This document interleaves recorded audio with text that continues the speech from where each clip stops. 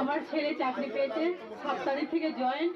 তার ছেলেকে বলেছিলাম যে চাকরি করে রিটার্ন আসলে আমি ছেলেকে নিয়ে আসবো, তাই নিয়ে আসলাম। মাইনে পেলে আমি মায়ের মন্দির করার জন্য কিছু দিয়ে যাবো। আমি কালনা থেকে আসছি। আগে এসেছিলেন না পরে বসে এসেছিলাম, আগে একবার এসেছিলাম, মাকে মনে মনে বলেছিলাম ছেলের জন্য আনন্দ কিছু বলতে হয়, মনে মনে বলবি না, মনে না এই এই এই এই কোমরে ঘা, আজাই ঘা, পাজাই ঘা, যত সব মরাগুলো সব বলো মা। আমি এখানেই লোকতে থাকি। মেয়ে খুব অসুস্থ ছিল, প্রচন্ড পেটের যন্ত্রণা, অনেক ডাক্তার দেখাচ্ছিলাম।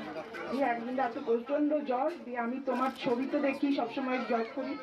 আমি ওকে বলছি যে কৃষ্ণকালী মায়ের মন্ত্রটা বল মা, তাহলে তুই ভালো হয়ে যাবি, তোর এত যন্ত্রণা মানে পাটা কাটার মতো চিৎকার করছে।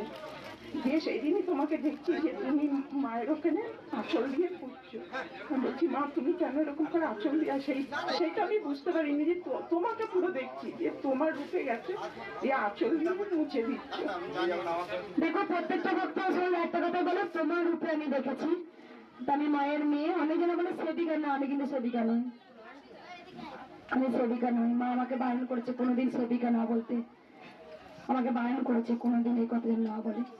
আমি মায়ের মেয়ে, মা আমাকে স্বীকৃতি দিয়ে দিয়েছে কলিযুগের কৃষ্ণকালীর কন্যা আমি, কলিযুগ কৃষ্ণকালী কন্যা। জয় কৃষ্ণকালী মায়ের জয়, জয় সোনা মায়ের জয়, জয় মঙ্গলা মায়ের জয়। আজ কোটি কোটি মানুষ মায়ের দয়ায় উপকৃত, তাই মায়ের নাম মন প্রাণ দিয়ে জপ করুন।